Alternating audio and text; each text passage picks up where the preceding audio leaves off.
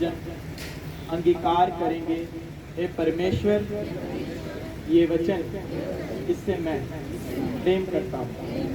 आज इतना वचन मैं सुनूं, 100 गुना फलों को लेकर आऊं। कोई भी अंधकार की ताकत, शैतानी ताकत, इंसानी ताकत इस वचन को मुझसे चुरा ना सके। ये वचन मुझे तेरी ओर लेकर जाए। यीशु के नाम में हम मांगते हैं, आमीन, आमीन। स्वागत है आप सबका जीवित परमेश्वर की जीवित हुजूरी में। और विश्वास करें, आप सेम वापस नहीं जा रहे हैं। आप दुखों में आए हैं, परेशानियों में आए हैं, पहली बार आए हैं। किसी भी प्रकार की कठिनाई आपके जीवन में हो सकती है। ऐसे हालात हो सकते हैं, आपने सोच लिया होगा कि अब जिस चीज में मैं फंस चुका हूं, बाहर निकलना नामुमकिन है। अब तो मैं इस बीमारी से छूट नहीं सकता। ये नशा जो मुझे पकड़ के बैठ गया है, जो मेरी हड्डियों में रच गया है, अब इससे मैं आजाद नहीं हो सकता। पहली बार जो आया है, जो इन चीजों में घिरा हुआ है, वो उसके दिमाग में ये आना लाजमी है। क्यों लाजमी है, क्यों जरूरी है? क्योंकि उसने संसार की हर एक ताकत को इस्तेमाल किया और जान लिया कि इन चीज़ों से मेरा छुटकारा नहीं हुआ, और उसने वैसे ही सोच लिया कि अब संसार के द्वारा मेरा छुटकारा या मेरा इलाज नामुमकिन हो चुका है। लेकिन याद रखें, परमेश्वर, जीवित परमेश्वर, जीवित इसलिए कहा जाता है क्योंकि वो जिंदा है। अगर एक चीज जिंदा है, आप उसे कुछ बातें कह रहे हैं, आप उसे कुछ बोल रहे हैं, तो वो आगे से रिएक्ट करेगा, बताएगा कि मैं जीवित हूं। आप एक मुर्दे को हिलाते रहे, किसी की मौत हो जाती है, लोग अपने उस प्रियजन को हिलाते हैं कि बोल, उठ, उनसे बात कर, लेकिन वो नहीं बोलता। क्यों नहीं बोलता? क्योंकि वो मर चुका है। एक मरा हुआ और एक बेजान चीज जो है, आप उसके सामने चाहे जो कुछ मर्जी करो, ये दीवार लगी है, आप इसके सामने जो कुछ, इसे गालियां दो, जो कुछ मर्जी कहो, ये आपको उल्टा जवाब नहीं दे, क्योंकि ये बेजान है, इसमें जान नहीं है। लेकिन जिसमें जान है, आप एक मनुष्य को पकड़े जो अभी जीवित है, उससे बात करें, वो कुछ ना कुछ आपको बदले में कहेगा या कुछ जवाब देगा। आमीन। उसी प्रकार परमेश्वर जीवित है। वो कहता है जो बातें मनुष्य से नहीं हो सकती, आप हजारों, लाखों, करोड़ों लोगों के पास चले गए कि मेरी इस चीज का इलाज कर, मुझे इस चीज से छुड़ा। कईयों ने दावा किया कि इतने में मैं तेरा इलाज कर दूंगा, या इस चीज से मैं तेरा छुटकारा कर दूंगा। आपने आजमाए, लेकिन आप उस चीज से निराशा ही लेकर आए। लेकिन परमेश्वर का वचन कहता है कि जो बातें मनुष्य के लिए नामुमकिन है, वो परमेश्वर के लिए मुमकिन है। आमीन। क्या मुमकिन है परमेश्वर के लिए? वो चीजें जो इंसान नहीं कर सकता। आज आप ऐसी बड़ी बड़ी गवाहियां सुन रहे हैं। ब्रदर जी गवाही दे रहे थे कि नशे को छोड़ने की कोशिश की, तंबाकू को छोड़ने की कोशिश की, चर्च भवन में आया, लेके आया, गाड़ी में रख दिया कि ये सोच के आया था कि जब जाऊंगा तो फिर से उसे लगा लूंगा। लेकिन जब आप परमेश्वर की हुजूरी में आए, उसके वचनों को सुना, आराधना को सुना, गवाहियों को सुना, और आपने जाना कि यहाँ किसी कोई धर्म परिवर्तन की बात नहीं की जा रही, बल्कि जीवन परिवर्तन की बात की जा रही। जीवन परिवर्तन क्या है? आप नशों में हैं, आपने नशों को छोड़ा, आपका जीवन बदल गया। जब आप नशे छोड़कर एक अच्छे जीवन की ओर गए, आपके जीवन से फिजूल खर्चियां गई। जो लोग आपसे नफरत करते थे, वो आपके साथ प्रेम में आ गए। बाइबल कहती है कि वो उन लोगों का मन बदल देता है जो आपके तरफ नफरत से देखते हैं, जो आपको, आपकी ओर से अपना नाता तोड़ चुके हैं। हालेलुया। हालेलुया शब्द का मतलब है कि परमेश्वर तेरी महिमा हो, तेरी प्रशंसा हो, तेरी जय जयकार हो। तो परमेश्वर मन बदलने वाला परमेश्वर है। आज आप इस हजूरी में हैं और आप विश्वास करें, क्योंकि वचन कहता है विश्वास करने वालों के लिए सब कुछ हो सकता है। सब कुछ। आप सोच लें कि क्या ये हो सकता है, वो कहता है कि हाँ सब कुछ हो सकता है, लेकिन करना क्या है? विश्वास करना है। और विश्वास कितना करना है? बाइबल कहती है कि अगर तेरा राई के दाने के जितना भी विश्वास है, तो इस पहाड़ से यदि तू कहेगा कि जा उखड़ जा, तो वो उखड़ जाएगा। राई का दाना छोटा सा, उतना विश्वास लाना है कि हाँ परमेश्वर जीवित है, वो मेरे पापों के लिए मारा गया, गाड़ा गया और मुझे आजाद करने के लिए आया। मेरे धर्म को बदलने के लिए नहीं, बल्कि मेरे जीवन को बदलने के लिए आया। वो जीवन जो दुखों में पड़ चुका है, वो जीवन जो निराश हो चुका है, वो जीवन जिसे सब ने त्याग दिया है, वो जीवन जो अभी मौत की ओर जाने की सोच रहा है, परमेश्वर कहता है मैं उस जीवन को आनंद की ओर लेके जाने के लिए आया हूं। मैं उस जीवन को अनंत जीवन तक लेने के लिए आया हूं। हालेलुया। तो विश्वास करें, आज आप उस हजूरी में हैं जहां से आज से आपके जीवनों का बदलना शुरू हो चुका है। आमीन आमीन आमीन।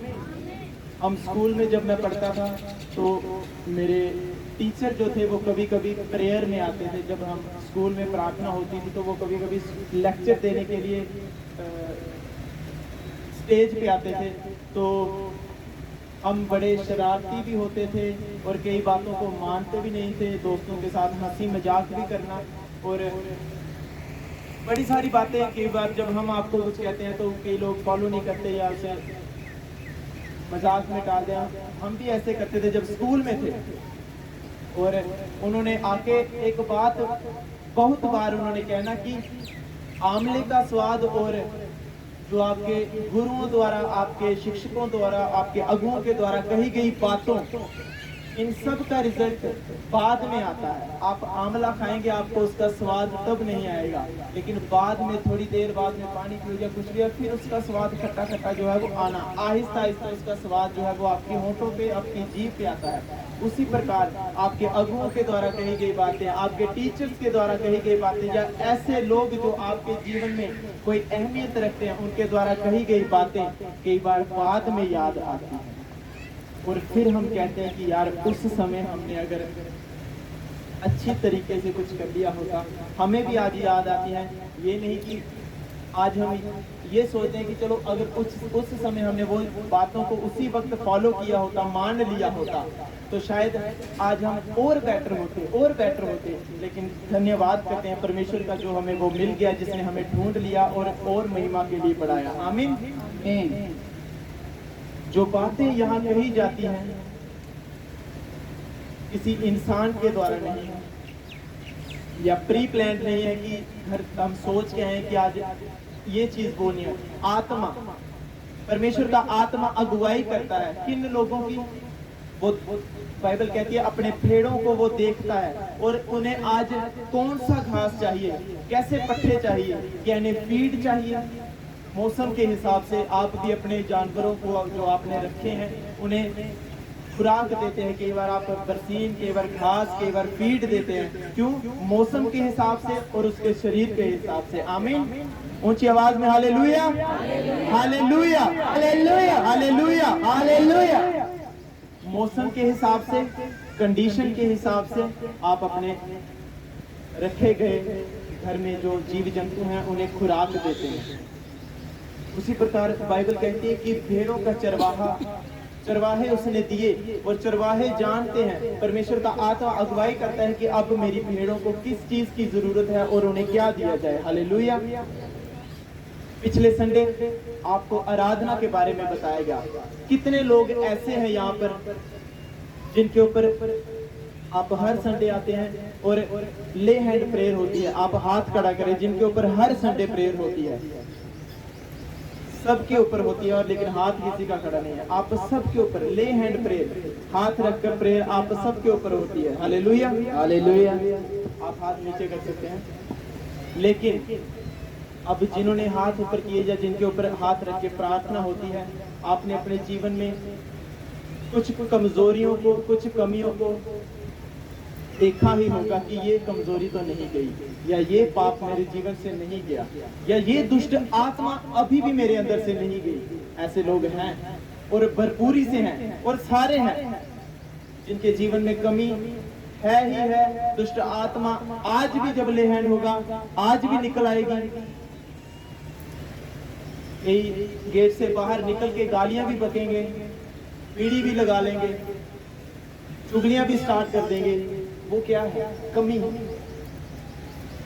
कमजोरी है आपकी। प्रार्थना, अगर आप इसी को सोच के चलेंगे कि आज मेरे पास सिर्फ ले हैंड हो और मैं आजाद हो जाऊं, बुरी बात नहीं है, लेकिन उसके लिए बड़ी अच्छी बात है जो रोज प्रार्थना करता है, जो प्यासा है परमेश्वर के दान वरदानों को पाने के लिए, जो अपनी कमियों के विषय में काम भी कर रहा है, जो अपने जीवन में सुधार भी चाहता है, जो आत्मा में बढ़ना भी चाहता है। ले हैंड उसके लिए, मैं कहता हूं, एक बड़ा हथौड़ा है ना, जो जैसे नलका लगाने वाले आते हैं, अगर आपका वो पत्थर, वो कमजोरी है ना, जो वो ले हैंड वो है, उसके ऊपर गिरा वो टूट जाएगा। लेकिन अगर आपका छोटा सा पत्थर है, वो तब भी गिरे, उसे कोई फर्क नहीं होगा। क्यों? क्योंकि आप अपने जीवन से में खुद बदलाव देखना नहीं चाहते।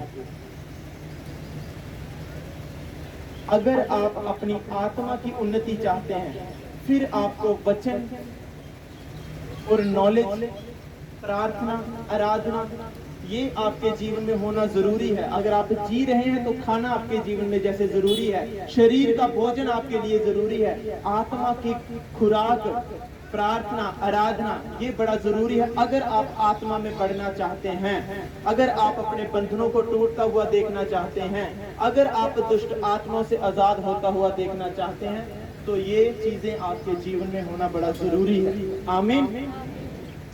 बड़े सारे मैंने आपको बताया, मैं नाम नहीं लूंगा, सभी का नाम आ जाएगा।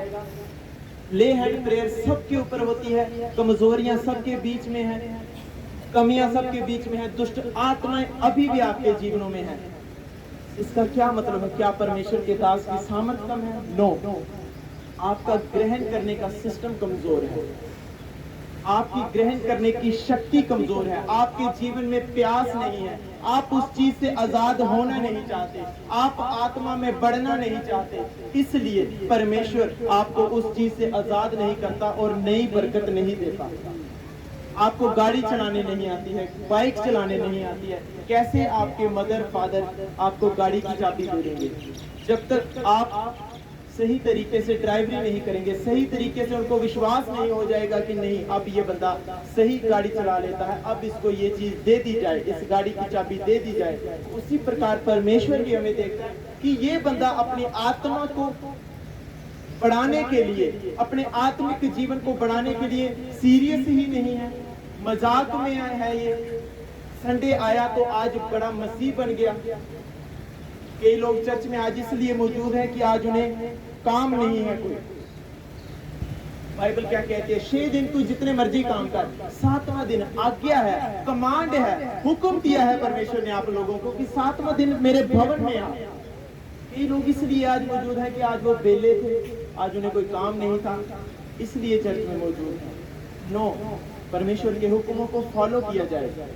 ये लोग इसलिए नहीं है कि मेरे घर अभी 1-2 दिन पहले प्रार्थना हुई थी, अब मैं क्या करूंगा जाके। परमेश्वर क्या कहता है कि अगर तू रोज प्रार्थना करता है तो क्या संडे चर्च आना छोड़ दे? वो कहता है कि 6 दिन काम काज कर, 7वें दिन मेरे भवन में आ। हालेलुया, ऊंची आवाज में हालेलुया। जब भी वचन सुनाया जाए उसकी ओर आपका ध्यान होना चाहिए, क्योंकि वही आपके छुटकारे का कारण है। अगर आप इस चीज को, मैंने इसीलिए पहले आपको बताया कि आंवले का स्वाद और अगुओं के द्वारा कही गई बातों का महत्व लोग फिर बाद में कहते हैं कि मैं बाद में स्वाद आया, उसे आज पकड़ लिया, आज ही उसके ऊपर काम किया जाए। आमीन। पिछले संडे मैं इसलिए कह रहा हूँ कि सबके ऊपर ले हैंड प्रेयर होती है, लेकिन कमियां सबके बीच में है, दुष्ट आत्माएं सभी के बीच में। सोचो क्यों नहीं गई, कमियां क्यों नहीं गई, दुष्ट आत्माएं आज भी क्यों मेरे जीवन में अटैक कर रही हैं? क्या आपने परमेश्वर के वचन को अहमियत दी? क्या आपने उसकी आराधना, प्रार्थना इस भवन से बाहर निकल के की, अपने घर में की? नहीं की, किसी ने नहीं की। आप संडे मसीह बन गए जब यहाँ आए और यहाँ से बाहर निकल गए, संसार में जुड़ गए। संसार से अलग रहना कोई, संसार में रहने कोई गलत बात नहीं, लेकिन परमेश्वर के साथ जुड़े रहना है, उसकी आराधना, प्रार्थना नित्य करते रहना, उसके वचन को फॉलो करते रहना है। यही है जो हमारी आत्मा की खुराक है। आमीन। अगर आप सिर्फ यही, बहुत सारे ऐसे लोग हैं जो शुरू में मैंने देखा बड़े अच्छे चले, बड़ी पावर के साथ पर्दा फाड़ दिया कि मैं आ गया हूं, लेकिन आहिस्ता आहिस्ता आहिस्ता वो दरियों की तरह हो गए। अपनी पावर को उन्होंने कमजोर कर लिया, परमेश्वर के साथ प्रेम को ठंडा कर लिया, और फिर अटैक उनके जीवनों में है। आज अटैक उनके जीवनों में है, दुख है, परेशानियां हैं, बच्चों की तरफ से अटैक आ रहे हैं, फाइनेंस अटैक कर रहा है। क्यों? परमेश्वर के साथ बाइबल कहती है सीधी चाल चलना आपने छोड़ दिया। मैं आज आपको एक हथियार की बात बताने जा रहा हूं, जो मैंने पिछले संडे भी बताया था। अगर आप उस हथियार को सही तरीके से इस्तेमाल करना शुरू कर दें, मैं कहता हूं कि आपको ले हैंड की जरूरत है। किसके लिए? फिर उस चीज की आत्मिक उन्नति को बढ़ाने के लिए। सोचो आप चार्ज कर रहे हैं फोन जो 20 वाट का है अपनी प्रार्थना के द्वारा, और वो चार्ज हो रहा है, 4 घंटे लगा दिए। फिर अगर आप उस चार्जिंग पॉइंट पर हैं, मतलब आप प्रार्थना में हैं, आप वचन में हैं, आप आराधना कर रहे हैं, परमेश्वर का दास का हाथ जो है वो 100 वाट का चार्ज जब आपके ऊपर आएगा, आपकी बैटरी मिनटों में फुल होगी। आमीन। मिनटों में फुल होने का मतलब क्या है? परमेश्वर की सामर्थ आपके ऊपर उतरेगी, दान वरदान आपके ऊपर उतरेंगे, आप और बढ़ेंगे, और छुटकारे आपके द्वारा होंगे। आमीन। आराधना ऐसा हथियार है जो बड़े से बड़ा शैतानी घड़ ढा देता है। कैसे? वचन में हम पढ़ेंगे। हालेलुया। मेरे से आप प्रेरितों के काम 16 उसकी 16 आयत 16 से लेकर 30 तक मैं पढ़ूंगा, आप सब सुनेंगे। ध्यान से सुनना है सबने, क्योंकि यदि आप वचन को समझ पाए तो आप और सारी चीजों को भी समझ पाएंगे, और आपके लिए आसान हो जाएगा। जिन दुखों में, जिन मुसीबतों में, जिन परेशानियों में आप फंसे हैं, आपके लिए आसान हो जाएगा उनसे निकलना। आमीन। पौलुस और सिलास की गिरफ्तारी। क्या हुआ? ये दोनों बात कर रहे हैं कि जब हम प्रार्थना करने की जगह जा रहे थे तो हमें एक दासी मिली जिसमें भावी कहलाने वाली आत्मा थी, और भावी कहने से अपने स्वामियों के लिए बहुत कुछ कमा लाती थी। वो पौलुस के और हमारे पीछे आकर चिल्लाने लगी कि ये मनुष्य परम प्रधान परमेश्वर के दास हैं, जो हमें उद्धार के मार्ग की कथा सुनाते हैं। परमेश्वर का वचन यहाँ कह रहा है कि पौलुस और सिलास दोनों प्रार्थना करने के लिए एक जगह के ऊपर जा रहे थे, और हुआ क्या? एक औरत उनके पीछे आने लगी जिसमें भावी कहलाने वाली आत्मा थी। भावी कहलाने वाली आत्मा कौन सी? जैसे मैं आपको आपकी भाषा में समझाता हूँ कि जैसे आज लोग कहते हैं कि हम सदान चले, कि किसी से कुछ पुछवान चले, कि ये साढ़े कार किया हुआ। आप समझ रहे हैं कि जैसे आप वैसे कई लोग जाते हैं कि हमने कुछ सदाना है, डोगरी में सदान चले हैं, को कुछ कि कोई बाबा है या कोई चेली है या कोई जो भी है। आप समझ रहे हैं इस बात को? आज समझ रहे हैं आप? ऊंची आवाज में हालेलुया कहेंगे। तो वही आत्मा, सोचो, 2 मनुष्य जो परमेश्वर के दास हैं वो जा रहे हैं, किसी काम के लिए नहीं जा रहे, प्रार्थना करने के लिए जा रहे, अहमियत दे रहे हैं प्रार्थना को, और जा रहे हैं। और एक भावी कहलाने वाली आत्मा जो लोगों को भविष्य बताती थी कि तेरे घर में चोरी हुई है, उसने की है, तेरे घर में ये हुआ है, उसके द्वारा हुआ है। और वो आत्मा जान गई और उनके पीछे चलने लगी, और लोगों को कहने लगी कि ये 2 लोग जो है ना, ये परमेश्वर का मार्ग लोगों को बता रहे हैं, उद्धार की ओर लेके जा रहे हैं, ये परम प्रधान परमेश्वर के दास हैं।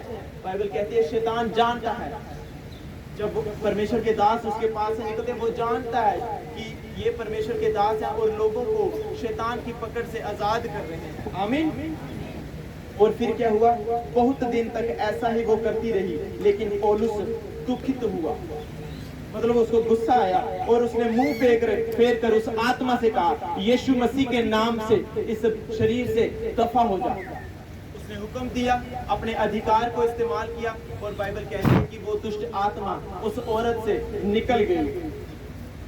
और फिर जब उसके स्वामियों ने देखा कि हमारी कमाई की आशा जाती रही, तो पौलुस और सिलास को पकड़ के चौक में प्रधानों के पास खींच ले गए।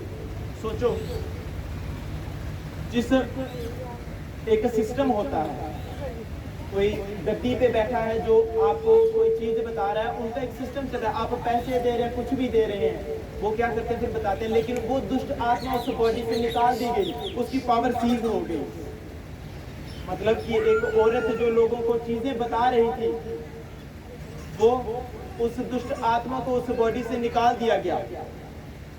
और अब लोग उसके पास आ रहे हैं कि बताओ ये कैसे हुआ, लेकिन वो बता नहीं पा रही, क्योंकि वो गंदी आत्मा जो उसके बीच में रहकर उसे बता रही थी वो निकल गई है। आमीन, ऊंची आवाज में हालेलुया, हालेलुया।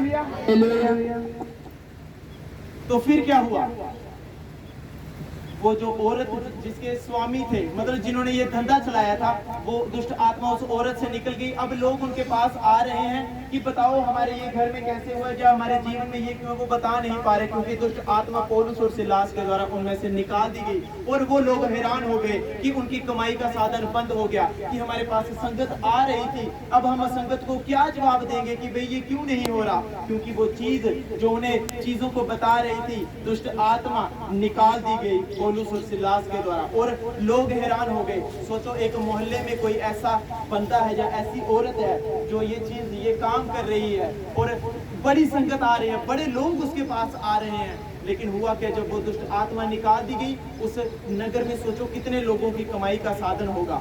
कई लोगों ने उस स्थान के बाहर रेडियां लगाई होगी, फ्रूट लगाए होंगे, कुछ भी लगाया होगा कि ये लेकर जाएंगे अंदर, उन्हें ये चीज देंगे। और वो चीज जब बंद हो गई, लोगों ने देखा कि अब सारा कुछ बंद है, इसके पास भी कुछ नहीं रहा, संगत आना बंद हो गई, लोग आना बंद हो गए, उस नगर का, उन लोगों का कारोबार ठप हो गया और लोग परेशान हो गए। उन्होंने कहा ये दो बंदे यहाँ आए थे, परमेश्वर के दास जी ने कहा गया, इन दोनों ने उस चीज को निकाला है, इन्हें लेकर चौक में लेके जाया है, सरपंच के पास लेके जाओ, इनके गांव के सरपंच के पास लेके जाओ कि इन्होंने ऐसा कर दिया है, हमारा कारोबार ठप कर दिया है। और बाइबल कहती है कि वो उन्हें क्या किया, जब उनके स्वामियों ने देखा कि हमारी कमाई की आशा जाती रही, तो पौलुस और सिलास को पकड़ के चौक में प्रधानों के पास लेके गए। प्रधान को जो किसी जगह का हेड होगा, जैसे कोई सरपंच है, एमएलए है, या कोई भी उस जगह का ओहदेदार बंदा है, उन लोगों को पकड़ के उनके पास लेके गए और उन्हें फौजदारी के हाकिमों के पास ले जाकर कहा, ये लोग जो यहूदी हैं हमारे नगर में बड़ी हलचल मचा रहे हैं। आज परमेश्वर के दास अगर किसी जगह पर सुसमाचार देने के लिए जब जाते हैं तो लोग विरोध करते हैं कि ये लोगों को ईसाई बनाने के लिए आगे, जबकि आप सब जानते हैं कि ईसाई बनाना बड़ी छोटी बात है एक जीवन बदलने के आगे। जब आपका दुखों भरा जीवन सुखों में आता है, क्या वो अच्छा है या आपका धर्म बदलना अच्छा है? आप परेशानी में, आप सुसाइड करने के लिए जा रहे थे, लेकिन आज आप आनंद का जीवन जी रहे हैं, क्या ये अच्छा है या आपका धर्म बदलना अच्छा है, जीवन बदलना अच्छा है? और जब लोग प्रचार करने के लिए आज किसी नगर में, किसी गांव में, किसी घर में जाते हैं, तो लोग उठ खड़े होते हैं कि ये लोग कौन आ गए हमारे लोगों का धर्म परिवर्तन करने वाले। बल्कि धर्म परिवर्तन बाइबल कहती है किसी चीज का नाम तक नहीं है, बल्कि जीवन परिवर्तन होता है। और जब ऐसा हुआ, जब उन दासों को चौक में खड़ा कर दिया गया, ये बंदे हैं जो यहाँ आकर प्रचार कर रहे हैं और हमारे नगर में लोगों को बहका रहे हैं कि परमेश्वर की ओर मुड़ो। क्यों मुड़ो? क्योंकि उनका काम ठप हो चुका था। उन लोगों को कोई मतलब नहीं था कि वो परमेश्वर के पास किसी भी चीज के लिए जाए, उनको मतलब था अपने पैसे से, अपनी कमाई से, अपने साधन से। उन्हें कोई फर्क नहीं पड़ता था कि परमेश्वर कौन है, वो क्या कर सकता है। और जब ऐसा हुआ, उन लोगों ने उन लोगों की बात ना मानी, बल्कि उनके ऊपर बाइबल कहते हैं उन्हें पकड़वा दिया। फिर क्या हुआ? और वो ऐसा व्यवहार बता रहे हैं जिन्हें ग्रहण करना या मानना हम रोमियों के लिए ठीक नहीं है। बल्कि परमेश्वर के दास वो कह रहे हैं कि ऐसी बातें बता रहे हैं जो हम लोगों को बताएं वो ठीक नहीं है। फिर क्या हुआ कि भीड़ के लोग उनके विरोध में इकट्ठे होकर चढ़ आए और हाकिमों ने उनके कपड़े फाड़ कर उतार डाले और उन्हें बेंत मारने की आज्ञा दे दी। लोगों ने उनकी बातों को नहीं जाना और क्या किया, चौक में उन्हें खड़ा कर दिया और उन्हें कोड़े मारने शुरू कर दिए। बाइबल बता रही है कि वो लोग जो प्रार्थना करने के लिए जा रहे थे, एक दुष्ट आत्मा उनके पीछे पड़ चुकी थी। उस दुष्ट आत्मा को जब निकाला, उन लोगों का जो परमेश्वर के वचन से हटकर काम कर रहे थे, बाइबल कहती है कि उन लोगों ने परमेश्वर के दासों को पकड़कर चौक में खड़ा कर दिया और उन्हें कोड़े मार दिए गए और उन्हें जेल में बंद कर दिया गया। हालेलुया। आप यहाँ तक समझ पाए कि दो दास परमेश्वर के प्रार्थना करने के लिए जा रहे थे और एक दुष्ट आत्मा उनके पीछे पड़ गई और उन्होंने उस दुष्ट आत्मा को निकाला। और लोगों ने कहा इस दुष्ट आत्मा को इन्होंने क्यों निकाला, और वो उन्होंने चौक में उन्हें खड़ा किया, उन्हें कोड़े मार दिए गए और मारा पीटा। बाइबल कह रही है उनके कपड़े फाड़ दिए गए। और फिर क्या हुआ, और बहुत बेंत लगाकर बड़े कोड़े मारकर उन्हें बंदी गृह में डाला, मतलब कि जेल में डाल दिया गया। सोचो, कोड़े मारे। बाइबल कहती है कि आप अगर किसी को एक बेल्ट मार दी जाए, उसकी दर्द कितने दिनों तक जाती नहीं, वो निशान जो है आपके जिस्म पर पड़ा रहता है। बेंतें मारी गई, कई कोड़े जो थे उन्हें मारे गए, बड़ी कोड़े मारे गए उनको, और इतना मारा कि कपड़े फाड़ दिए और बाद में उन्हें जेल में डाल दिया।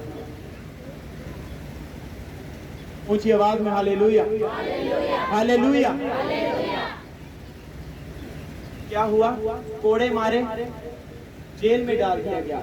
आज जब यहाँ पे आप मौजूद हैं, गर्मी पड़ रही है, आप में से अभी लोग क्या करेंगे कि यार आज बड़ी गर्मी थी, आज मैं थक गया, आज मैं प्रार्थना नहीं कर सकता, आज मैं आराधना अब नहीं कर सकता, सिर्फ धूप के कारण या गर्मी के कारण या हवा नहीं है इस कारण। छोटी सी बात, सोचो उन्होंने उनको बेंतें लगाई सरेआम। यहाँ आपको एक बंदा कोई बोल देगा ना, जब आप बाहर गए या आपके मोहल्ले में गए, ओए तू चर्च गया, तू ईसाई बन गया, नहीं नहीं मैं नहीं गया, मैं तो उधर लंगा रहा, कोई कोई चीज फलान गया। आपने इनकार कर दिया और पीछे हट गए, सिर्फ पूछने के कारण। मारा नहीं, किसी ने बेइज्जती नहीं की, यहाँ पे उन्हें मारा गया, कोड़े मारे गए और जेल में डाल दिया गया। लेकिन फिर क्या हुआ, जब जेल में डाल दिया गया, बाइबल कहती है कि आधी रात के लगभग पौलुस और सिलास प्रार्थना करते हुए परमेश्वर के भजन गा रहे थे और बंधुए उनकी सुन रहे थे। सब कलीसिया कहे आमीन, आमीन, आमीन। कि इतना मारा उन्हें, लेकिन फिर भी बाइबल कह रही है कि उन्होंने आधी रात के लगभग, आधी रात मतलब 12 बजे के बाद उन्होंने परमेश्वर की प्रार्थना करना शुरू की और उसके भजन गाना शुरू कर दिए।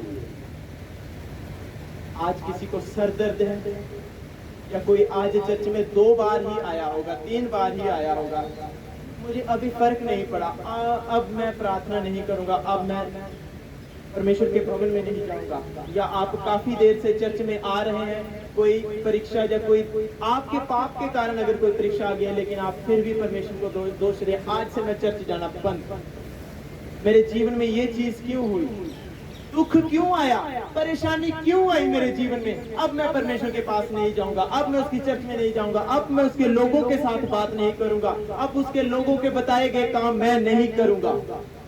लेकिन यहाँ क्या हुआ, आप समझो, उस अपने आप को उस माहौल में लेके जाओ जिनको चौक के ऊपर कोड़े पड़े हो और फिर भी जेल में डाल दिया। बाइबल कहती है फिर भी उन्होंने आधी रात को उठकर परमेश्वर से प्रार्थना करना शुरू की, उसके भजन गाना शुरू किए, और जब किया तो क्या हुआ, और बंधुए उनकी सुन रहे थे। बंधुए कौन, जो उनके साथ और भी कैदी थे, वो सुन रहे थे कि इन बंदों को इतना मारा, इतने कोड़े मारे गए और ये चल नहीं पा रहे, इनके बदन से खून निकल रहा है, लेकिन ये फिर भी परमेश्वर की आराधना कर रहे हैं, ये क्या कर रहे हैं, वो हैरान हुए। और जब ऐसा हुआ, बाइबल कहती है कि तभी इतने में एकाएक भूकंप हुआ, यहाँ तक कि बंदी गृह की नींव हिल गई और तुरंत सब द्वार खुल गए और सबके बंधन खुल पड़े। सब कलीसिया कहे आमीन, आमीन। बाइबल कहती है कि जब उन्होंने आराधना करना शुरू की, प्रार्थना करना शुरू की, हुआ क्या, वो बंधन, ऐसा भूकंप वहां पे हुआ उस जगह के ऊपर कि उस जेल की नींव, जैसे ये पुलपिट पड़ा है, बाइबल कहती है जब आराधना प्रार्थना वहां पे उस जेल की नींव हिल गई, दीवारें टूट गई, उनको हथकड़ियों से जकड़ा था, उनके पांव को जो जकड़ा हुआ था, बाइबल कहती है वो सारे बंधन उनके टूट गए और वो आजाद हो गए। आमीन। आराधना बंधनों को तोड़ती, अपने वचन के द्वारा सुना। ये शारीरिक बंधन थे जो तोड़े थे, कड़ियां उनकी टूट गई, जो पांव में फाटक पड़े थे, परमेश्वर कहता है कि वो उनके खुल गए और वो आजाद हो गए। जब ऐसा हुआ तो फिर क्या हुआ, और दरोगा जाग उठा, बंदी गृह के द्वार खुले, देखकर समझा कि बंधुए भाग गए। उसने तलवार खींचकर अपने आप को मार डालना चाहा, परंतु पौलुस ने ऊंचे शब्द से पुकार कर कहा, अपने आप को कुछ हानि ना पहुंचा, क्योंकि हम सब यहाँ हैं। तब वह दिया मंगवाकर भीतर लपक गया और कांपता हुआ पौलुस और सिलास के आगे गिरा और उन्हें बाहर ले जाकर कहा, हे साहिबों, उद्धार पाने के लिए मैं क्या करूं? उन्होंने कहा, प्रभु यीशु मसीह पर विश्वास कर तो तू और तेरा घराना उद्धार पाएगा। आमीन, आमीन। ऐसा चमत्कार जब वहां पर हुआ, उस जेलर ने देखा कि ये कैसे हुआ। उन्होंने कहा, भाई मुझे भी बताओ कि अब मैं छुटकारा पाने के लिए क्या करूं, मैं उद्धार पाने के लिए क्या करूं? उन्होंने कहा, प्रभु यीशु मसीह पर विश्वास कर, तब तू और तेरा घराना उद्धार पाएगा। आमीन। आराधना किया क्या उन्होंने? आराधना की, बाइबल कहती है। और आराधना वो बंधन तोड़ती है जो प्रार्थना नहीं तोड़ सकती। यहाँ पे आपने देखा क्या उन्होंने किसी से ले हैंड करवाया, या उन्होंने किसी को बुलाकर कहा कि आओ, बल्कि दुखों में भी उन्होंने परमेश्वर को पुकारा। और बाइबल कहती है कि आराधना के द्वारा वो बंधन उनके खुल गए जो प्रार्थना नहीं तोड़ सकती। आमीन। मैंने आपको पहले कहा कि आप दुखों में जब परमेश्वर को पुकारते हैं, बाइबल कहती है कि संकट के समय में, दुख के समय में मैं आसानी से मिलने वाला परमेश्वर हूँ।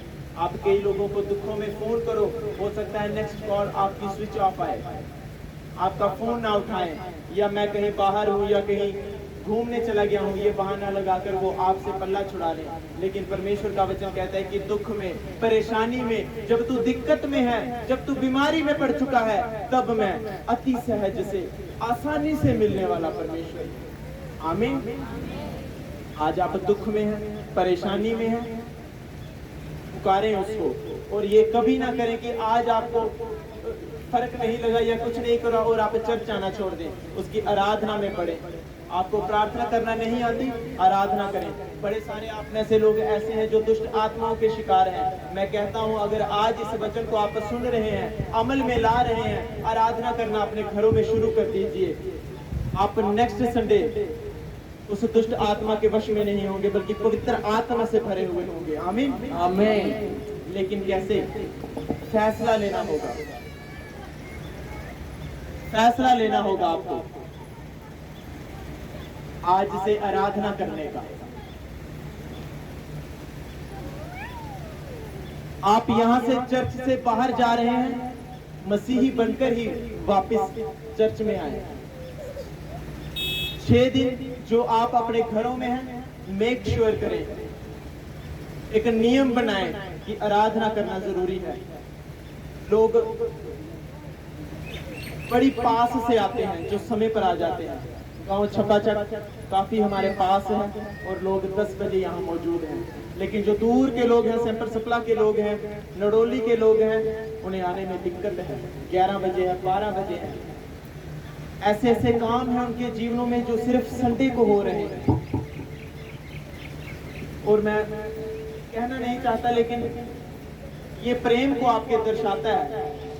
दीवार पार आपके घर हैं, आप 11:30 बजे चर्च में। ऐसे ऐसे काम आपके जीवनों में संडे ही क्यों हैं? मैं दावे से कह सकता हूँ, चाहे वर्किंग डेज है, सोमवार है, मंगलवार है, बुधवार है, राशन जब आता है, आप ही वो लोग हैं 6-7 बजे राशन वाली लाइन में लगे हुए हैं। लेकिन परमेश्वर के भवन में जब आना है, आपको ड्यूटीज दी गई हैं। इसलिए नहीं दी गई है कि आप सिर्फ व्हाइट यूनिफॉर्म पहन के चर्च में मौजूद रहें, और आप आए 11 बजे, जो विश्वासी आपसे पहले आ चुके हैं वो चर्च का काम कर रहे हैं, कोई दिक्कत नहीं है। अगर आप काम करना नहीं चाहते हैं, आप चर्च के लोगों को बता दें ताकि वो जान जाएं कि ये वॉलेंटियर्स नहीं है, हमें इनकी जगह कोई और लगाना है, जहाँ अपने काम को आज से हमें डबल करना है। आराधना शुरू हो चुकी है, लोग देखते हैं कि अभी आराधना चल रही है, मैं जब प्रार्थना होगी मैं तब जाऊंगा। आपने जीवन का अहम हिस्सा मिस कर दिया, अपने संडे वर्शिप का अहम हिस्सा मिस कर दिया।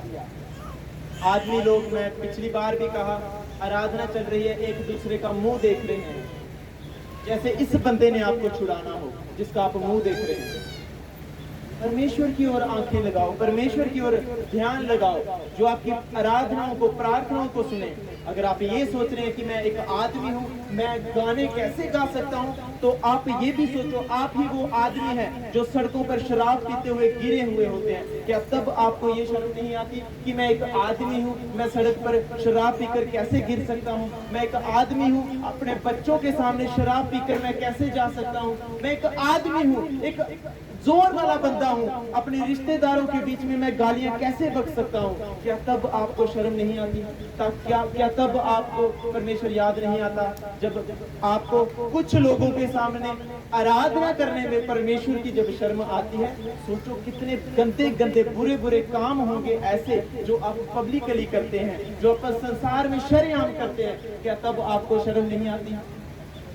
अपने आप को देखें, अपने आप को जांचें, इन कमजोरियों को दूर करें। अगर आप सच में बरकत चाहते हैं, अगर सिर्फ संडे चर्च आना है और लेकर कुछ नहीं जाना, तो आप बढ़ नहीं सकते। आपके कुछ बंधन जो हैं वो टूट नहीं सकते। आप चाहे लाख कोशिशें कर लें, लाख मिन्नतें कर लें, लाख बार आप फोन पर प्रेयर करवा लें, लाख बार आप ले हेड करवा लें, लेकिन आप ऐसे आजाद नहीं हो सकते जब तक आप खुद कार्य नहीं करेंगे। आमीन। आज से नियम बनाना है, आराधना करनी है, प्रार्थना करनी है, उसके वचन के ऊपर चलना है। जो कमियां, जो गलतियां आपसे हो चुकी हैं, उनकी क्षमा परमेश्वर से मांगनी है। वो तैयार है आपको क्षमा करने के लिए। क्यों तैयार है? क्योंकि वो कहता है कि यदि तू लौट कर फिर भी मेरे पास वापस आ जाए, बाइबल कहती है कि यदि तू लौट कर फिर भी वापस आ जाए, मैं तुझे फिर भी अपना लूंगा। क्यों अपना लेगा? वो हमसे प्रेम करता है, हमारा प्रेम उससे ठंडा हो जाता है। हम बेवफा हो जाते हैं, लेकिन वो कभी बेवफा नहीं होता। बाइबल कहती है वो द्वार पर खड़ा रहता है और खटखटाता रहता है कि कोई अपना द्वार खोले दिल का और मैं उसके भीतर चला जाऊं। आपने पाप किया, आपने गलतियां की, आपने परमेश्वर के वचन को तोड़ा, लेकिन वो आपके जीवन से गया नहीं, बल्कि आपके कमरे से बाहर चले गया। वो दरवाजे पर खड़ा है कि ये आप भी दरवाजा खोल दे, मैं अब भी इसके पास चला जाता हूँ। वो तैयार है आपको अपनाने के लिए। स्टेप इतना है कि क्या हम दरवाजा खोल रहे हैं परमेश्वर की ओर जाने के लिए, उसे अपनाने के लिए, उससे क्षमा मांगने के लिए, अपने जीवनों में सुधार लाने के लिए। करना आपने है। आपको यहाँ से प्रीच कर दिया गया। बड़े लोग, मैं कह रहा हूँ कि पहले तो एक नियम बनाए आप अपने जीवन का। आपका कोई प्यार नहीं है, आप यहाँ बैठ के अंदर जाके जो मर्जी किसी से बोले। परमेश्वर के दास को 1000 बार बोले मैं प्रभु का ने बड़ा प्यार करनी नहीं, मैं परमेश्वर का ने बड़ा प्यार करनी। क्या प्यार करते हो? जीरो प्रेम है आपका। चर्च आप टाइम पर नहीं आ रहे, आपकी सेवाएं जीरो हैं, आपके काम जीरो हैं, आपके घरों में प्रार्थना आराधना जीरो है। कौन सा प्रेम है आपका? कैसा प्रेम है ये? क्या आप इसे प्रेम कहते हैं? अगर आप इसे प्रेम कहते हैं तो आपने आज तक प्रेम की परिभाषा को नहीं समझा।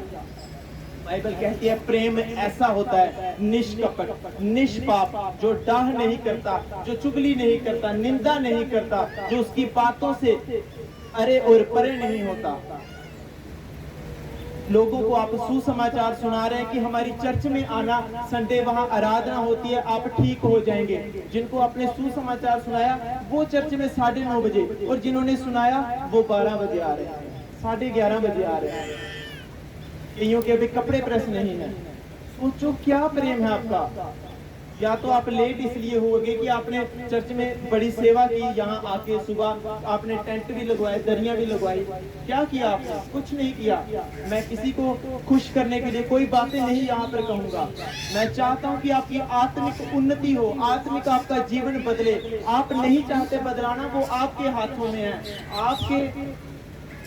आपकी कमियों के कारण आपकी घटी होगी, आपकी कमियों के दूर हो जाने से आपकी ही बढ़ोतरी होगी, ना कि मेरी बढ़ोतरी होगी, ना यहाँ चर्च मेंबर की। नो, कि जब आप बढ़ेंगे परमेश्वर आपकी ओर प्रसन्न होगा, आप ही को उसी की आशीषें हैं। आप अपने जीवनों में देखें, मैं गारंटी के साथ कह सकता हूं, ऐसे लोग हैं जो चर्च टाइम पर नहीं आते, जो सेवा में जीरो हैं। आपकी लाइफ उन लोगों की लाइफ के आप सम्मान करके देखें, आपकी लाइफ में ज्यादा कमियां हैं, आपकी लाइफ में ज्यादा पाप है, आपकी लाइफ में ज्यादा दुष्ट आत्माओं के अटैक है, जो सेवा से दूर हैं, जो आराधना से दूर हैं, जो चर्च के कामों से दूर हैं। लोग कहते हैं मैं क्या सेवा करूं, वो उधर दरिया बिछा रहे, वो उधर दरिया बिछा रहे, मैं कुछ नहीं कर सकता। क्या यही काम है चर्च में करने के लिए? किसी से घर की सेवा नहीं करवाई जा रही, बल्कि परमेश्वर के राज्य। बाइबल कहती है कि यदि तू मेरी उपासना करे तो मैं तेरे अन्न जल पर आशीष दूंगा और तेरे बीच में से सारे रोगों को दूर करूंगा। उपासना करे, क्या उपासना करे? परमेश्वर की सेवा करे। यदि तू मेरी सेवा करे तो मैं तेरे खाने के ऊपर, अन्न जल के ऊपर बरकतें दूंगा, तेरे बीच में से सारे रोगों को दूर करूंगा। आज जो कई सालों से बीमार बैठे हैं चर्च में, आप अपने आप को देखें, क्या आप परमेश्वर की उपासना करते हैं? क्या आप उसके भवनों में सेवा करते हैं? सीधा सा परमेश्वर ने कह दिया कि अगर तू मेरी उपासना करे, यदि तू मेरी सेवा करे, मैं तेरे बीच में से सारे रोगों को दूर कर दूंगा। आज लोग रोज इकट्ठे हो जाएंगे, संडे उनकी प्रॉब्लम कुछ और है, अगले संडे कुछ और है। आज मेरे घुटने में दर्द है, अगले संडे आज मेरी बाजू में दर्द है, आज मेरा मन कच्चा कच्चा हो रहा है, आज मुझे उल्टियां आ रही हैं। और उनकी लाइफ देखो, आप देखना, मैं किसी का नाम नहीं ले रहा, परमेश्वर के दास के पास जो पहली बार आए हैं वो बताएंगे, लेकिन जो कई सालों से जुड़े हैं अंदर भी जाएंगे, इधर भी बताएंगे कि आज मेरे ढिड च कुछ घूम मारा, इधरों इधर जा रहा था, इधरों इधरों। कौन है वो लोग जो सेवा में जीरो हैं, आराधना में जीरो हैं, बोने में जीरो हैं, चर्च के कामों में जीरो है? ऐसे ऐसे लोग हैं, लोग सेवा कर रहे हैं और पास में खड़े हैं, लेडीज कोई खड़ी है, सलाह देने वाले बड़े, उसको उठा के उतर कर तू क्या कर रहा? क्या तुम चर्च के मेंबर नहीं? क्या तुमने परमेश्वर के वचन को नहीं सुना? अपने जीवनों को देखें, मत इस वहम में रहे कि मैं चर्च जाता रहूंगा, मैं कुछ नहीं करूंगा, कुछ नहीं करूंगी और मेरे जीवन में एक दिन रातों रात कुछ हो जाएगा। कुछ नहीं होगा। लोग उम्मीद लगाते हैं कि एक दिन मेरी लॉटरी निकल जाएगी। भाई, लॉटरी की टिकट भी लेना पड़ेगी उसके लिए। आपने लॉटरी की टिकट नहीं ली और उम्मीद करा रहे कि मेरा 1 करोड़ 5 करोड़ रुपए निकल जाए। उसके लिए एक काम तो किया उन्होंने कि लॉटरी की टिकट तो ली, आपने वो भी नहीं की, परमेश्वर के भवन में सेवा भी नहीं की, उसके वचनों को भी नहीं माना और उम्मीद कर रहे हैं कि परमेश्वर आपके जीवन में एक दिन बड़ा काम करे। क्यों करे? क्या फायदा परमेश्वर को? आप ऐसे लोग हो जाएंगे जो हठीले हैं। बाइबल कहते हैं कि ये लोग हठीले हो चुके हैं, अड़ियल हो चुके हैं। इतने इतने बड़े काम मैंने इनको दिखाए, इतनी इतनी चीजें मैंने इनके जीवनों में की, लेकिन ये लोग मेरी महिमा, मेरी उपासना अभी भी नहीं करते। मुड़ना है परमेश्वर की ओर। आज से शनिवार को अपने आप को तैयार करना है। जब आप संडे चर्च भवन में आ रहे हैं, मैं नहीं जानता आपको ये कोई बातें बताता है या नहीं बताता है कि संडे आपने टाइम पर आना है या नहीं आना है, लेकिन वचन आपको बताता है। बाइबल कहती है 6 दिन अपने काम काज कर, 7वें दिन मेरे भवन में मौजूद हो। अगर आप परमेश्वर से प्रेम करते हैं, चाहे तूफान आए, बारिश आए, जो मर्जी मौसम आए, मैं यहाँ पर हूँ, चर्च टीम यहाँ पर है, जैसा मर्जी मौसम हो, आराधना होगी, प्रार्थना होगी, चाहे अंदर क्यों ना करनी पड़ी, लेकिन मौसम नहीं रोक सकता। हालात कैसे भी हो, आपने देखा जब से स्टार्ट हुई कभी संडे मिस नहीं हुआ। हालात बड़े दुखी से दुखी भी आए, घरों में मौतें भी हुई, लेकिन आराधना तब भी चलती रही। क्यों? परमेश्वर से प्रेम। आज आपके घर में मेरी चुन्नी मैंने धोई नहीं थी, मैं इसलिए आज चर्च नहीं जाऊंगा। क्यों आपने शनिवार क्यों नहीं उस यूनिफॉर्म को धोया, जब आपको पता है कि मैंने संडे, मैं एक यूनिफॉर्म में जाने वाली औरत हूँ, एक यूनिफॉर्म में आने वाला बंदा हूँ। ये नालायकियां, ये सुस्तीपन आपको परमेश्वर से दूर करता है। और हम नहीं चाहते कि अगर आप इस चर्च से जुड़े हैं, आप ऐसे कामों को करें जिसके कारण परमेश्वर की निंदा हो और जिसके कारण परमेश्वर के कामों का बखान ना हो। अगर आप परमेश्वर से प्रेम करते हैं, आपके जीवन में एक चीज होनी चाहिए कि वही हमारा परमेश्वर है। आज आपका कोई काम नहीं हुआ, ये नहीं है कि आप किसी और दर पे जाके किसी और चीजों को आप अब बांटने लगोगे कि मैंने ये चीज वहां से लाई है, अब ये चीज ये खाओ। और आपके कारण अपना और लोगों का विश्वास भी मसीह से जब आप तोड़ते हैं, बाइबल कहती है आप लोग दोषी बन चुके हैं। अपने आप को जांचें, परखें, अपने जीवन को देखें, क्या मैं आराधना करता हूं अपने घर में, क्या मैं प्रार्थना करता हूं अपने घर में। ये नहीं है कि आपके घर में कोई मेहमान आए, बड़े लोग इकट्ठे हुए और आप लोगों को दिखाने के लिए घुटने लगाकर प्रार्थना करने लग पड़े, आराधना करने लग पड़े। ऐसी प्रार्थना आराधना परमेश्वर को कबूल नहीं है। बाइबल कहती है जब तू आराधना करने के लिए बैठ गया, मेरी ओर ध्यान होना चाहिए। आप जब आराधना करने के लिए, प्रार्थना करने के लिए बैठे, अपने फोन को बंद करें, सारे कामों को पहले कर लें जो आपको जरूरी है, कर लें, फिर उसके बाद परमेश्वर की ओर ध्यान लगाएं। ये नहीं कि आप प्रार्थना करने बैठे हैं और आपने कोई काम भी बाहर रखा है और देखी जा रही घड़ी कि मैंने इतने बजे तक, उसके बाद मैंने नाटक देखना है, उसके बाद मैंने सीरियल देखना है। नो, जब आराधना की, प्रार्थना की, परमेश्वर की ओर ध्यान लगाए, उसके बाद वचन को पढ़े, फिर सो जाएं। परमेश्वर का वचन आएगा, आधी रात को उन्होंने उठकर प्रार्थना की। आप में से कोई आधी रात नहीं उठता।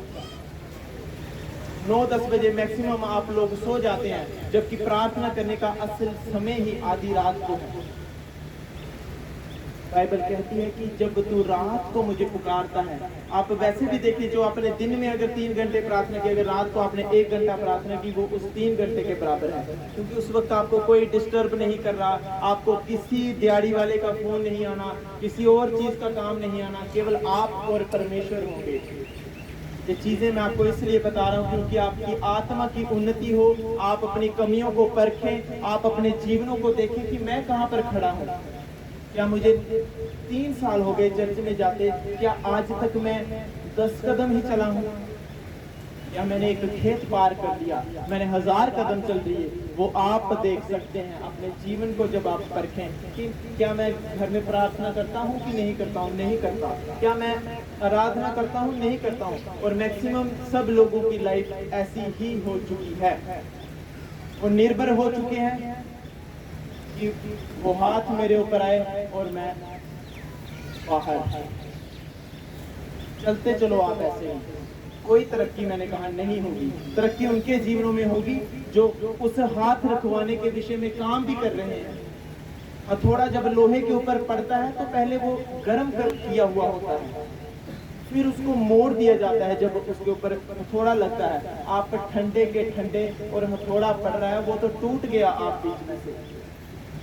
अपने आप को मोल्ड करना है, परमेश्वर की ओर मोड़ना है। जब आप गर्म होंगे आराधना प्रार्थना के द्वारा, फिर वो सामर्थी हाथ जब आपके ऊपर आ गया, उसी वक्त आप महसूस करेंगे कि कुछ बदलाव मेरे जीवन में हुआ है। आमीन, आमीन। नोट आपने किया है, हम आपके साथ पूरा हफ्ता नहीं चल रहे। अपनी जीवनों को, अपनी जिंदगियों को, अपने परिवारों को आप देख रहे हैं। ध्यान देना है, क्या मैं रोज आराधना कर रहा हूँ, रोज प्रार्थना कर रहा हूँ। आपने एक दिन आराधना नहीं की, आपका अगले दिन मन भी नहीं करेगा प्रार्थना करने के लिए। और ऐसा प्रैक्टिकल है, सबके साथ होता है। जब आप एक दिन उसकी हुजूरी में नहीं जाते, अगले कई दिन आप उसकी हुजूरी से वंचित रह जाते हैं। रोज आराधना करनी है, रोज प्रार्थना करनी है। मैं कह रहा हूँ, जिन लोगों को, जिन लड़कियों को, जिन बंदों को दुष्ट आत्मा के अटैक हैं, टेस्ट करो। आज से रोज आराधना करो, 1 घंटा आराधना प्रार्थना वचन पढ़ो, 1 घंटे में 3 चीजें कर लो। 6 दिन ये करो, संडे को आओ इसी चर्च में। दुष्ट आत्मा आपसे दूर भागेगी और आप पवित्र आत्मा से भरोगे। नजर आता है कि जो संडे को दुष्ट आत्मा थी, अगर आज भी आपके बीच में दुष्ट आत्मा है, आपकी प्रार्थना जीरो है, आपकी आराधना जीरो है, आपने अपने विषय में कोई काम नहीं किया, वो नजर आता है। और लोग कहते हैं मैं चर्च गया, मेरी दुष्ट आत्मा अल्ले भी नहीं निकली। क्यों नहीं निकली? मैं नहीं जानता कौन सी चर्च में आप गए जिन्होंने आपको समझाया नहीं इस विषय के बारे में कि आपको भी काम करना है। अपनी सफाई, बाइबल कहती है कि अपने घर की सफाई खुद करनी पड़ती है। परमेश्वर का घर ये है, इसकी सफाई आपको खुद करना पड़ेगी, उसके वचन को पढ़ के, आराधना करके, कमियों को दूर करते हुए। हालेलुया। तो ये चीजों को आप फॉलो करें, और दावे के साथ कहता हूँ कि अगले संडे अगर आप ये चीजों को फॉलो करते आ रहे हैं, अगले संडे पवित्र आत्मा से भरपूरी के साथ भरोगे। और दुष्ट आत्मा जो आपको तंग करती है, आज से, अभी से जब आप फैसला कर रहे हो ये चीजें करने का, वो आज से ही उसका राज्य आपकी लाइफ से काम उठा है। आमीन, आमीन। अपनी आंखों को बंद करें, हाथों को उठाएं। परमेश्वर, जितना वचन, जो बातें आज मैंने सुनी है, मैं इस पर चल सकूं, मैं आराधना करने वाला बन सकूं, मैं समय पर चर्च आने वाला बन सकूं। मेरी कमियां, मेरी कमजोरियां आज से मैं दूर करता हूं। मैं तेरे नाम को महिमा देने वाला बनूं, तेरे नाम को ऊंचा करने वाला बनूं। यीशु मसीह के नाम में हम मांगते हैं, आमीन, आमीन। अपने बीजों को सब जन अपने हाथों में उठाएंगे। बाइबल कहती है जो भेंट देता है परमेश्वर उनके रास्तों को खोलता है। आज जो भी दुख के, जो सुख के रास्ते बंद हैं, परमेश्वर आज आपकी भेंट बोने के द्वारा वो रास्तों को आज आपके जीवनों में खोले। वो बीमारियां जो आपको जकड़न के बैठी है, वो जो चंगियाई के रास्ते आपके बंद हो चुके हैं, बाइबल कहती है जो भेंट देता है परमेश्वर उसके रास्तों को खोलता है। आज चंगियाई के रास्ते आपके खुल रहे हैं जब आप परमेश्वर के राज्य में भेंटों को बो रहे हैं। वो शांति का रास्ता जो शैतान ने आपके जीवन में बंद किया है, आज वो रास्ता आपके जीवनों में खुल रहा है, वो दरवाजा आपके जीवनों में खुल रहा है जब आप परमेश्वर के राज्य में भेंट को बो रहे हैं। आज भरपूर जीवन, भरपूर शांति, भरपूर चंगाई, भरपूर छुटकारा आज परमेश्वर आपके जीवनों में दे रहा है जब आप उसके राज्य में अपने बीजों को खुशी के साथ बो रहे हैं। परमेश्वर आज बोने वालों के जीवन में बड़े कामों को कर रहा है, जो अपने दिल को खोलते हुए, हृदय को खोलते हुए अपने राज्य, परमेश्वर के राज्य के लिए जो आज बो रहे हैं, परमेश्वर आज आपके जीवनों में बड़े कामों को कर रहा है। आने वाले दिनों में परमेश्वर कह रहा है कि आप लोग बोने की गवाहियां दोगे, बोने की गवाही दोगे कि मैंने परमेश्वर के राज्य में बोया था और मेरे जीवन में ये रास्ता खुल गया।